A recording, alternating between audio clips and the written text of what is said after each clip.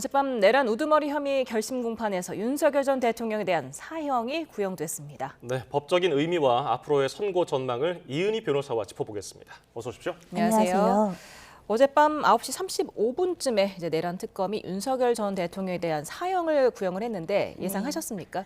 사실은 조금 예상은 됐던 부분이 있습니다. 그리고 이상하게 들리실 수도 있겠지만 판결의 이제 궁극적인 귀결에 대해서는 전반적으로 무기징역을 이제 예상하는 전문가들이 많지만 이제 구형 같은 경우는 상징성을 또 이제 배제하기가 어렵기 때문에 아무래도 특검에서는 그런 부담을 좀 질 수밖에 없었을 것으로 보입니다. 예. 어제 윤 전 대통령 최후 진술 내용을 보면은 계엄은 비상벨이었다. 네. 빈 총을 들고 하는 내란 받느냐 이런 식으로 기존에 했던 내용을 반복했는데 90분을 할애했어요.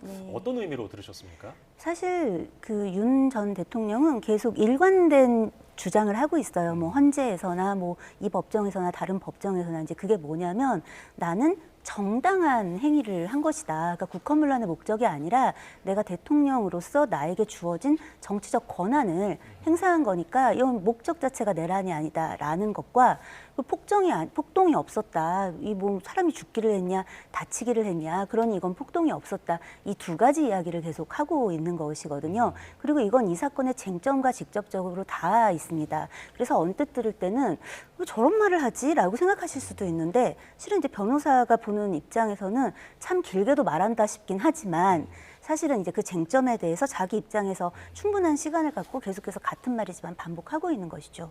네, 윤석열 전 대통령은 계속해서 무죄를 주장을 네. 하면서 자신의 지지층에게는 이제 걱정하지 네. 말라고도 말하지 않았습니까? 네. 무죄가 나올 거라고 확신하는 걸까요? 그렇지는 않을 걸로 보이는데 그럼 이 시점에서 무죄가 안 나올 것 같다고 얘기하는 건 더 이상하지 않겠습니까? 그러니까 이제 결국은 정치적 메시지를 그렇게 던질 수밖에 없고 그리고 그 일말의 가능성을 또 배제하진 않겠죠. 왜냐하면 어쨌든 폭동으로 볼 것이냐. 그 당시 그 비상계엄의 상황을 그리고 그 목적을 국헌문란의 목적으로 인정할 것이냐 이제 이건 어쨌든 아직 재판부의 판단이 남아 있고 헌재에서 탄핵은 됐지만 실제 법정에서는 아직까지 한 번도 판결이 나온 적이 없으니까 그 부분에 대한 기대를 조금은 하고 있는 것이 아닐까 싶기도 합니다.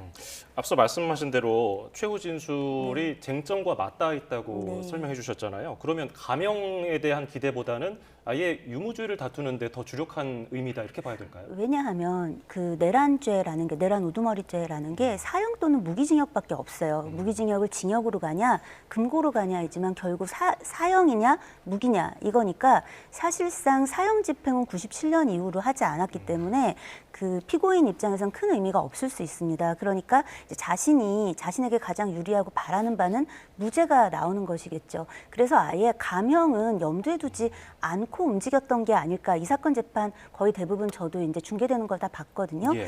감형을 생각한다면 할 수 없는 모든 것들을 본 것 같거든요. 네, 지금 사실은 지난주 금요일에 결심 네. 공판이 진행이 됐고 다음 날 새벽까지도 진행이 됐고 네. 어제도 사실 오늘 새벽까지 진행이 됐기 네. 때문에 총 나흘에 걸친 결심 공판이었거든요. 네. 이런 경우를 예상하셨습니까? 예상은 했지만 가능할까? 그러니까 그런 시도를 하는 거를 예상하는 것과 그게 가능하게 실현될 것이냐는 좀 다른 부분이 있습니다. 저도 재판 굉장히 많이 하는 변호사에 속하는데 특히 형사 재판에서 긴 변론을 하거나 길게 이제 자기의 최후 변론을 하는 게 쉽지가 않습니다. 대부분 재판부에서 눈치도 주고요. 그리고 좀 이제 그런 부분에 대해서 이제 피고인 측에서는 양형을 생각하고 유무죄를 판단하는 법관에게 우호적인 어떤 것들을 피력하고 싶잖아요. 그러니까 그렇게 하기가 어려운데 이 사건에서 이제 그런 것들이 전혀 없었던 거죠. 그 대부분의 경우에는 지금 이제 각각의 여러 관련된 재판을 보면 어떤 재판부에서는 자, 변론 시간을 얼마나 쓸 거냐. 이제 이런 것들을 얘기하고 좀 재판 지휘를 하는데 이 사건에서는 그런 재판 지휘는 없었습니다. 그래서 이게 이날 그 지난 금요일에 구형까지 과연 이루어질 것이냐의 부분에 있어서는 회의적이기는 했습니다. 그리고 실제로 구형이 되지 않았고요.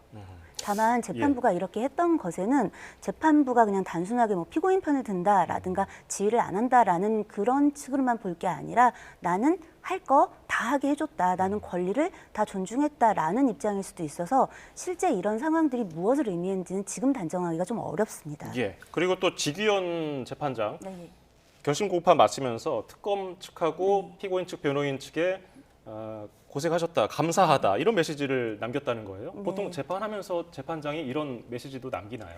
종종은 아니고요. 아주 간헐적으로는 그동안 양쪽 다 고생하셨다라고 얘기하는 경우가 있습니다. 왜냐하면 치열하게 공방이 있었던 사건, 다툼이 있는 경우에 좀 그런 일들이 있기는 합니다. 다만 저는 재판장께서 모두에게 정말 고마웠을까라고 생각을 해보거든요. 이제 그런 건 아닐 것 같고 아무래도 이제 그 전반적으로 보는 눈이 많기 때문에 전한 인사가 아닐까 싶고 유의미한 얘기는 결국 헌법과 법률 그리고 객관적 증거에 따라 판단하겠다라는 그 말을 하기 위한 앞에 형용사 같은 게 아니겠나 싶습니다. 네. 지금 1심 선고 공판 날짜가 2월 19일 네. 목요일, 그러니까 설 연휴 바로 다음 날로 잡혔습니다. 법원 인사 전에 1심 선고를 내리겠다는 법원장의 의지가 반영됐다고 봐야 네. 되겠죠? 아무래도 그 재판부 이동이 있게 되면은 다른 재판부가 판단을 하게 되고 그러면 결국 선고는 다시 이제 미뤄지게 됩니다. 왜냐하면 재판부가 이 변론을 갱신해야 되는 이제 그런 절차들이 남아 있게 되거든요. 그래서 그런 의지가 좀 반영된 게 아닌가라고 생각이 듭니다. 예, 지규현 판사는 헌법과 법률을 강조했는데 그러면 1심 선고는 어떻게 전망해 볼 수 있을까요? 사실 무죄를 그 예견하는 의견들은 사실 거의 찾아보기가 쉽지가 않습니다. 왜냐하면 사실 그 이미 그 비상계엄을 할 때 입장문에서 그 사실상 현재 입법부 무력화하고 이제 비상 입법부를 이제 뭔가 뭐 동원할 것처럼 이야기하고 실제 국회나 선관위에도 이 군인들을 이제 보내고 하는 일들이 있지 않았겠습니까? 그렇기 때문에 사실은 무죄가 나오기는 사실상 거의 어렵지 않을까 싶고요. 다만 이제 그런 경우에 외신도 지켜보고 이제 뭐 많은 국민들도 지켜보는 와중인데 이걸 지금 사실상 사문화된 상징성을 가진 사형을 선고하는 것은 좀 굉장히 재판부의 입장에서는 부담스러운 측면이 있을 거라는 생각도 듭니다. 그래서 현실적으로는 무기징역이 선고될 가능성이 제일 높지 않겠나 전망하고 있습니다. 네. 또 모레에는 윤 전 대통령 체포방해 혐의 사건 선고가 네. 있지 않습니까? 네. 앞서서 특검은 이제 징역 10년형을 구형을 했는데 네. 이건 어떻게 예상하세요? 저는 뭐 거의 비슷하게 나올 거라고 생각하고 있고요.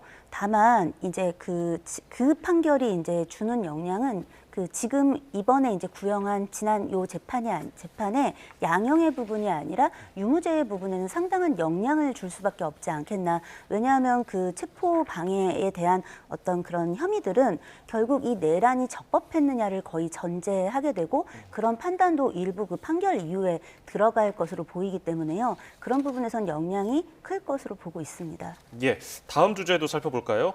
오늘 경찰이 김병기 네. 민주당 의원에 대해서 뭐 자택, 사무실 네. 전방위 압수수색을 했는데 어떤 혐의가 적시됐습니까? 지금 이제 김병기 의원에 대해서 이제 제기된 여러 가지 의혹은 많은 중입니다. 그렇지만 이제 이번에는 그 정치자금 그 관련해서 불법 수수한 이런 혐의들로 국한해서 이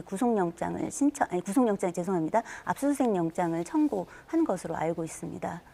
그러니까 여러 혐의들 중 그러니까 그 모든 것에 대한 것들이 아니라 정치헌금 수수 의혹 요 부분에 한정해서 지금 이제 영장을 그 신청하고 집행한 것이죠. 네, 그런데 이게 지금 늑장 수사가 아니냐, 강제 수사가 너무 늦게 이루어진 거 아니냐 해서 좀 이번에 압수수색하면서 확보할 게 있을까 이런 실효성에 의문이 드는 목소리도 많더라고요. 사실 이번에 이제 압수수색 영장 그 보도가 나가면서 굉장히 많은 언론에서 그 김병기 의원의 차남의 집에 있다고 이야기되어지는 비밀 금고에 대한 압수수색에 대한 기대 혹은 궁금증이 일었습니다. 그런데 이제 결과적으로는 그 금고가 나오지 않았다고 해요. 그런데 이게 좀 이상할 게 없지 않겠습니까? 사실은 이제 금고가 나왔는데 비었다든가 아니면 금고가 나왔는데 전혀 다른 게 있다든가 아니면 아예 금고가 없다든가 이 세 가지 가능성이 제일 높겠지. 지금 이 뉴스가 벌써 나오고 이 의혹이 제기된 지가 시일이 상당 부분 지나지 않았겠습니까? 예. 이런 상황에서 뭐 자수하거나 이럴 거면 모르겠는데 그렇지 않은 상황에서 더구나 지금 김병기 의원은 계속해서 범죄 혐의를 부인해 왔단 말이죠. 그래서 경찰청에서 압수수색 영장을 뭐 발부해서 저렇게 이제 집행한 것까지는 뭐 그 자체는 잘한 것이지만 시기적으로 봤을 때는 이게 실질적으로 우리가 압수수색 영장을 보통 집행하는 의미를 담보할 수 있느냐의 부분에서는 계속해서 비난받을 수밖에 없을 것 같습니다. 예. 지금 분석을 마치면은 경찰이 김 의원에 대해서 소환도 할 텐데 소환해서 뭐 증거에서 뭐가 명확한 게 나와야 제대로 된 걸 물어볼 텐데 그 점은 어떻게 전망하세요? 그런 부분 때문에 이제 현재 여러 가지 이제 그 의혹을 받고 있고 이제 수사를 하고 있는데, 예를 들면 주요 참고인이라고 이야기되어지는 보좌관들을 먼저 소환해서 이제 조사를 하고 있는 것으로 알고 있고요. 그리고 현재 매체를 통해서, 언론 매체들을 통해서 이제 보도된 그 이제 강선우 의원과 이제 김경 시의원 이 대화 녹취록 같은 것, 김경 시의원과 관련된 이제 그 금전 수수와 관련해가지고 김병기 그 의원과 그 지금 이제 강선우 의원이 나눴던 이제 대화 녹취록 같은 것들이 공개되지 않았습니까? 이제 이런 부분들을 이제 차곡차곡 아마 쌓아왔던 것으로 보입니다. 왜냐하면 결국 피의자를 불러서 이제 조사를 할 때 단지 의혹이 제기된 것을 가지고 이런 의혹이 있는데 어떻게 생각해? 어떻게 됐어? 라고 물어보는 것으로는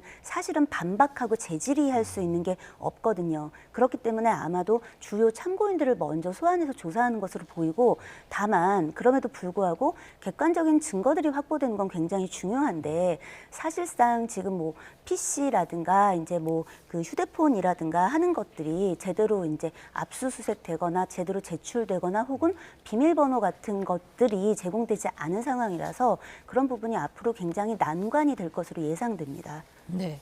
좀 전에 말씀해 주신 그 김경 서울시 의원이 네. 경찰에 자수서를 네. 냈는데 자신이 돈을 전달했을 때 강선 의원이 그 자리에 있었다는 네. 거예요. 근데 강선 의원은 자신이 보고받을 네. 때까지 몰랐다고 주장을 했잖아요. 네. 어떻게 보세요? 지금 각자의 의견, 이게 각자의 진술이 다 다른 중입니다. 보좌관은 뭐라고 하고 있냐면 받은 적이 없다. 예. 그다음에 김경 시의원은 난 줬다.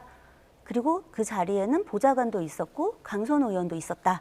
강선우 의원은 내가 이게 보좌관이 받았다고 들었지만 바로 돌려주라고 했다. 이렇게 얘기를 한 중입니다. 그래서 각자의 의견은 좀 다르고 있지만 지금 이제 공개된 녹취록에 따르면 적어도 그 김경 시의원으로부터 돈이 그 전달이 됐었던 것, 거기까지는 사실이지 않을까라는 생각이 들고, 어쨌든 제일 먼저 자수하고 진술한 김경 시의원의 진술에 좀 더 무게가 실릴 가능성이 높아 보이기는 합니다. 예. 자, 그리고 오늘 새벽에 법원에 모두 이목이 쏠려 있을 때 국민의힘 당윤리위에서 한동훈 전 대표에 대해서 제명 결정을 내렸거든요. 만약에 한 전 대표가 법적 대응을 한다면 어떤 게 있겠습니까? 아무래도 이제 그 처분이거든요. 이게 일종의 처분을 내린 거기 때문에 그 처분이 무효다라는 걸 다투는 소송을 낼 수 있고, 그것과 관련해서 현재 내려진 이 결정 처분에 대해서 그 효력을 금지하는 가처분 신청을 낼 수 있습니다. 가처분 신청의 경우에는 이제 이게 어느 정도 받아들여질 가능성이 있다라는 것과, 이 가처분을 해주지 않으면 이 신청자의 어떤 지위나 그 사람의 권리에 굉장히 중대한 위해가 될 수 있다라고 이제 판단되어지면 보통 받아들여지게 되는데요.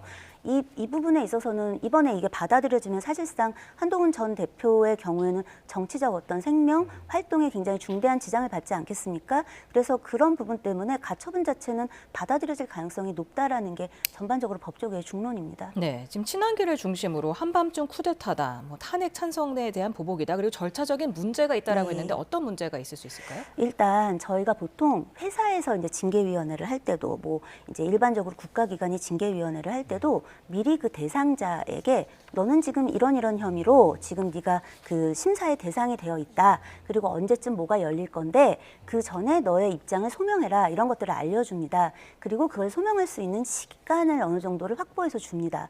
그런데 이제 이 사건을 지금 들여다보면은 12일 밤에 이제 문자가 모르는 번호로부터 한동훈 전 대표에게 갔다고 하고, 한동훈 전 대표는 그거를 13일에 받다고 해요. 그런데 이제 징계는 14일에 새벽에 그것도 이제 이루어졌잖아요. 이런 부분은 사실은 이제 겉으로만 보면, 날짜를 생각하지 않고 겉으로만 보면 절차를 지켰지만 실질적으로 이 절차를 지킨 것이냐의 부분에서는 상당한 논란이 될 것으로 보입니다. 예, 지금까지 이은희 변호사였습니다. 고맙습니다. 감사합니다. 감사합니다.